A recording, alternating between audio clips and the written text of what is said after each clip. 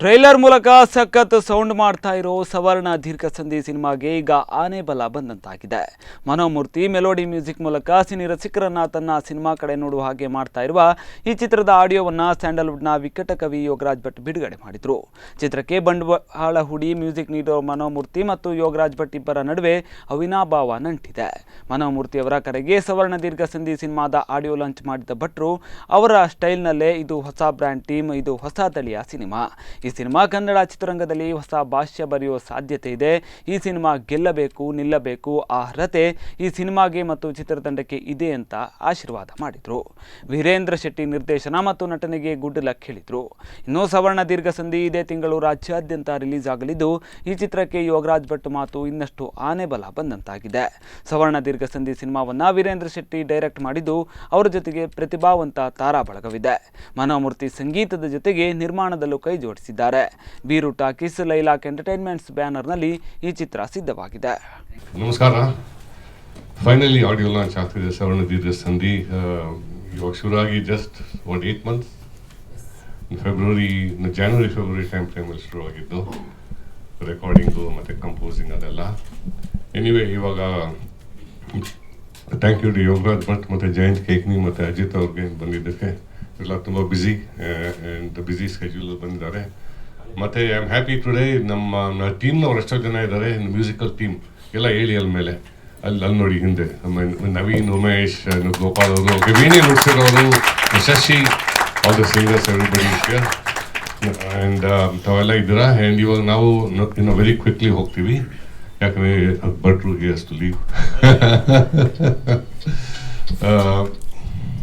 ಈ ಮೂವಿನಲ್ಲಿ ಸಾಂಗ್ಸಲ್ಲಿ ಏನು I mean it's different ಅಂದರೆ ಇವ್ರು ವೀರೇಂದ್ರ ಶೆಟ್ಟಿ ಅವ್ರು ನನಗೆ ಹೇಳ್ದಾಗಲೇ ಐ ವಾಸ್ ಫೀಲಿಂಗ್ ಇನ್ನು ಮೂವಿ ಸ್ಟೋರಿ ಹೇಳಿದಾಗ ಮತ್ತು ಸ್ಕ್ರೀನ್ ಪ್ಲೇ ಹೇಳಿದಾಗ ನನಗೆ ಏನೋ ಒಂದು ಇಂಪ್ರೆಷನ್ ಇತ್ತು, ಯಾವ ಥರ ಸಾಂಗ್ಸ್ ಇರ್ಬೋದು. I thought fast numbers, mass numbers ಆ ಥರ ಇಲ್ಲ. Then he said he wants all mostly semi classical type of numbers going against the grain. ಆ ಮೂವಿ ನಾನು ನೋಡಿದರೆ ಇಟ್ಸ್ ವೆರಿ ಡಿಫ್ರೆಂಟ್. ಅದು ಆ ಥರ ಇಲ್ವೇ ಇಲ್ಲ movie. It's a comedy movie. It's about positive rowdyism. ಒಂದು ಗ್ಯಾಂಗ್ ಇಲ್ಲಿ ಸ್ವಲ್ಪ ಜನ ಇದ್ದಾರೆ ಅವರು. And so it's completely different against the grain. ಇನ್ನು ಒಂದು ಸಾಂಗ್ ಬಿಟ್ಟರೆ ಮಿಕ್ಕಿದ ಎಲ್ಲ ಸಾಂಗ್ಸು ಹಾಗೇನೆ ಇವೆ. ಆ್ಯಂಡ್ ಇಟ್ಸ್ ಬೇಸಿಕಲಿ ಹೀರೋಯಿನ್ ಇದ್ದಾರೆ. And 4 or 5 group members, heroes, but there's only one male song. Remaining are all female songs. So completely against the grain, which sounded very different. ಆಮೇಲೆ in the movie ಬಂದಮೇಲೆ and ಎಲ್ಲ fit ಆದಮೇಲೆ ನಂಗೆ ಅನ್ನಿಸ್ತು it's working so well. That's my feeling. And I think ನೀವೆಲ್ಲ enjoy ಮಾಡ್ತೀರಾ. So ಇಲ್ಲಿ ಕೂತ್ಕೊಳ್ಳೋದಕ್ಕೂ ತುಂಬ ಖುಷಿ ಏನಪ್ಪ ಅಂದರೆ ಅಕ್ಕಪಕ್ಕ ಇವರಿಬ್ಬರಿದ್ದಾರೆ. ಅದು ತುಂಬ ದಿವ್ಯವಾದ ಕ್ಷಣ ನನಗೆ. ಸುಮಾರು ಆಡಿಯೋ ರಿಲೀಸ್ಗಳು ಮಾಡಿದ್ದೀವಿ ಈ ಥರ ಕೂತು, ಬಟ್ ಸುಮಾರು ದಿನಗಳಾಗಿತ್ತು ಈ ಥರ ಕೂತು. ಈಗ ಯಾವುದೋ ಒಂದು ಒಂಟಿ ಮರ 4 ಹನಿ ಮಳೆ ಬಿತ್ತು, ಒಂದು ಮೋಡ ಪಾಸ್ ಆಯಿತು, ಬೆಳ್ಳಕ್ಕಿ ಸಾಲು ಹೋಯಿತು, ಖಾಲಿ ರಸ್ತೆ, ರೋಡ್ ಪಕ್ಕದ ಹೂವು, ಇಂಥದ್ದು ಏನೇ ನೋಡಿದ್ರು ಇವರಿಬ್ಬರು ಹಾಡೇ ನೆನಪಾಗೋದು ನಮಗೆ.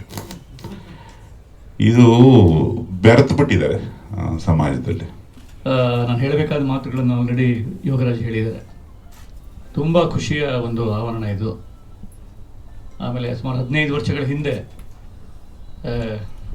ಬಹುಶಃ ವೀರೇಂದ್ರ PUCಲಿದ್ನೋ 10thಲ್ಲಿದ್ನೋ ಇಲ್ಲಿದ್ನೋ ಗೊತ್ತಿಲ್ಲ, ಅಥವಾ ಅವನು ತನ್ನ ಮೊದಲ ಹುಡುಗಿಗೆ ಏನೋ ಗೀಚಿ ಕೊಟ್ಟ ಟೈಮಲ್ಲಿ ನಾವು ಫಸ್ಟ್ ಹಾಡು ಮಾಡಿದ್ದು. ಆ್ಯಕ್ಚುಲಿ ಅಂದರೆ ನಾವು ಫಸ್ಟ್ ಹಾಡು ಮಾಡಿದಾಗ ಹುಟ್ಟಿದಂಥ ಎಳೆಯ ಚೇತನಗಳು ಈಗ ವಯಸ್ಕರಾಗಿ ಇಲ್ಲಿ ಒಂದು ಚಿತ್ರ ಮಾಡ್ತಾ ಇದ್ದಾರೆ.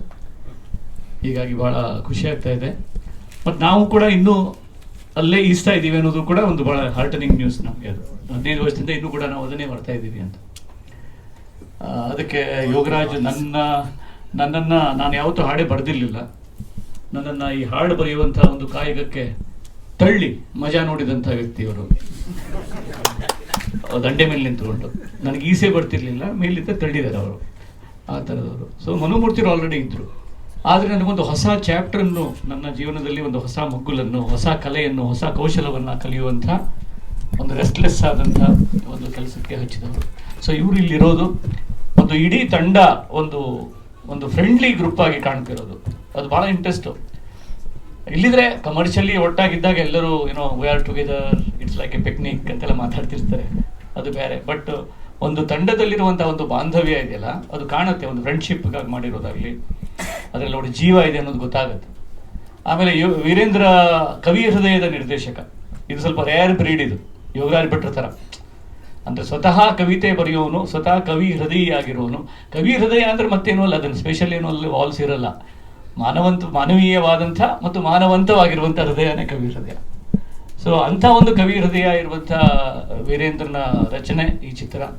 ಅವನ ಹಾಡುಗಳು ನನಗೆ ತುಂಬ ಇಷ್ಟ ಆಯಿತು. ಅವನಿಗೆ ಒಂದು ಸುಂದರವಾದ ಪದಗಳ ಒಂದು ಸಂಗೀತ ಇರುತ್ತೆ. ಇದ್ರದ್ದು ಇವ್ರು ಹೇಳಿದಾಗ ಮನೋಮೂರ್ತಿಯವರ ಮಾಧುರ್ಯ ಒಂದು ಕಡೆ ಇರುತ್ತೆ, ಶಬ್ದಕ್ಕೆ ಅದರದಾದ ಒಂದು ಸಂಗೀತ ಇರುತ್ತೆ. ಅದೆರಡು ಮ್ಯಾಚ್ ಆಗೋ ಥರ ಬರೆಯೋದೇ ಲಿರಿಕ್ ರೈಟಿಂಗ್ ಯಾವಾಗಲೂ.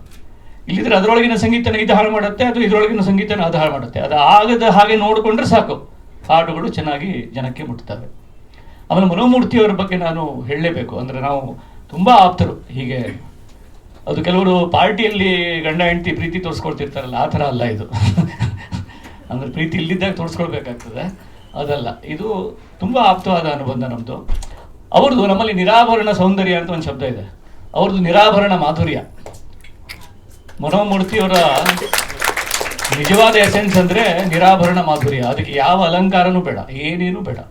ಅದನ್ನೇ ಯೋಗರಾಜ್ ಬೇರೆ ಮಾತುಗಳಲ್ಲಿ ಹೇಳಿದ್ರು. ಅವರ ಹಾಡಿನೊಳಗಡೆ ಒಂದು ಎಳೆ ಇರುತ್ತೆ, ಅದು ಒಂದು ಆತ್ಮದ ಹಾಗೆ. ಅದಕ್ಕೆ ಏನು ಸಿಂಗಾರನೂ ಬೇಡ.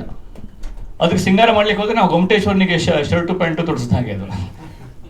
ಅದು ಇಲ್ದಿದ್ದಾಗಲೇ ಅದು ಅದ್ಭುತವಾದಂಥ ಘನವಾದಂಥ ಸೌಂದರ್ಯ. ಅಂಥ ಅದ್ಭುತ ಒಂದು ಮಾಧುರ್ಯವನ್ನು ಕನ್ನಡಕ್ಕೆ ಕೊಟ್ಟವರು ಇನ್ನೂ ಆ್ಯಕ್ಟಿವ್ ಆಗಿದ್ದಾರೆ ಅನ್ನೋದೇ ವೆರಿ ಹಾರ್ಟನಿಂಗ್ ಥಿಂಗ್. ತುಂಬ ಹೃದಯವಾದಂಥ ಸಂಗತಿ.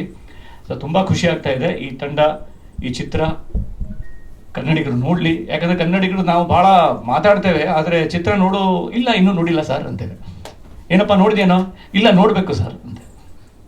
ಅಥವಾ ಅದು ಟಿ ವಿಯಲ್ಲಿ ಅಥವಾ ನೆಟ್ಫ್ಲಿಕ್ಸಲ್ಲಿ ಅಥವಾ ಮತ್ತೆ ಅಮೆಝಾನಲ್ಲಿ ಬರೋ ತನಕ ಕಾಯ್ತೇವೆ, ಅಥವಾ ಅದು ತಮಿಳಿಗೋ ತೆಲುಗಿಗೋ ಹೋಗಿ ತಿರುಗಿ ಬರೋ ತನಕ ಕಾಯ್ತೇವೆ.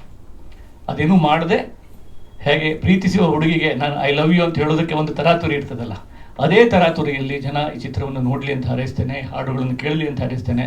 ಆಮೇಲೆ ಈಗಾಗಲೇ ತುಳುವಲ್ಲಿ ಸಾಕಷ್ಟು ಹೆಸರು ಮಾಡಿದಂಥವನು ವೀರೇಂದ್ರ ಶೆಟ್ಟಿ.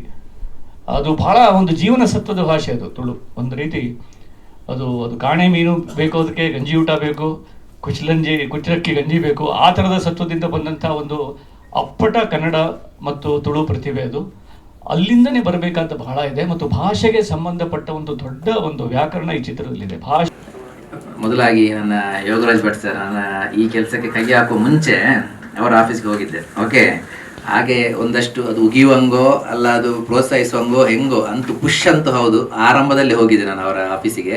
ಆಗಲೇ ಹೇಳಿದೆ, ನಿನಗೆ ಏನು ಸಹಕಾರ ಬೇಕು ಎಲ್ಲ ಕೇಳು, ಬೇಕಿದ್ರೆ ಬ್ಯಾನರ್ ನೇಮು ಯೂಸ್ ಮಾಡು ಅಂತ ಹೇಳಿದ್ರು ಸ್ಟಾರ್ಟಿಂಗಿಗೆ. ಹಾಗಾಗಿ ಅವರಿಗೆ ನಾನು ಮೊದಲಾಗಿ ನಾನು ಧನ್ಯವಾದಗಳನ್ನು ಕೊಡ್ತೇನೆ. ಅಲ್ಲದೆ ಇವತ್ತು ಆಡಿಯೋ ಲಾಂಚ್ ಬಂದಿದ್ದಾರೆ ನನ್ನ ಜೊತೆ. Thank you sir, thank you so much. ಇನ್ನು ಜಯಂತ್ ಸರ್, ನಾವು ಲಿರಿಕ್ಸ್ ಬರಲಿಕ್ಕೆ ಕೈ ಹಚ್ಚುವಾಗ ಆ ನೆನಪೆನೆತ್ಯ ಮಲ್ಲಿಗೆ ಅಂತ ಕೇಳಲಿಕ್ಕೆ ಸ್ಟಾರ್ಟ್ ಆಗುತ್ತೆ. ಯೂಶ್ವಲಿ ಯಾರಾದರೂ ಹೊಸ ಹುಡುಗರು ಲಿರಿಕ್ಸ್ ಬರೆದಿದ್ರೆ ಅದು ಹಂಗೆ. ಓಕೆ, ಅದೊಂಥರ ಲಿರಿಕ್ಸ್ನ ವಿಶ್ವವಿದ್ಯಾಲಯ. ಅವ್ರು ಹೇಳಿದರು ಯೋಗರಾಜ್ ಭಟ್ ಸರ್ ಇಂದ ಆಗಿ ಅವರಲ್ಲಿಗೆ ಬಂದಿರೋದು ಅಂತ. ಬಟ್ ಅವರ ಸಾಹಿತ್ಯಿಕವಾಗಿ ಅವರು ಅದಕ್ಕಿಂತ ಮುಂಚಿನಿಂದಲೂ ಇದ್ದವರು. ಅವರು ಯಶವಂತ್ ಚಿತ್ತರ ಕಾಲ ಇದ್ದಾಗಲಿಂದ ನಾವಾಗಲೂ ನೋಡ್ತಾ ಇದ್ದು, ಓದ್ತಾ ಇದ್ದು ಅವರುಗಳನ್ನ. ಈಗ ಅವರ ಜೊತೆ ವೇದಿಕೆ ಹಂಚ್ಕೊಳ್ತಾ ಇದ್ದೀವಿ. ಅವರಿಂದ ಅವರ ಬಾಯಿಂದ ನಮ್ಮ ಹೆಸರು ಕೇಳುವಾಗಲೇ ಅದೊಂಥರ ಚೆನ್ನಾಗಿರುತ್ತೆ, ಏನೋ ಒಂಥರ ಚೆನ್ನಾಗಿರುತ್ತೆ. ಸರ್ ಧನ್ಯವಾದಗಳು. ಇನ್ನು ಅಜಿತ್ ಸರ್, ಅವರು ಫಿಲ್ಮ್ ಫೀಲ್ಡ್ ಅಲ್ಲ, ಆದರೂ ಅವರನ್ನು ಒಂದು ಆ್ಯಕ್ಟ್ ಮಾಡಿಸ್ಬೇಕು ಅಂತ ನಂಗೆ ಹಠ ಇತ್ತು.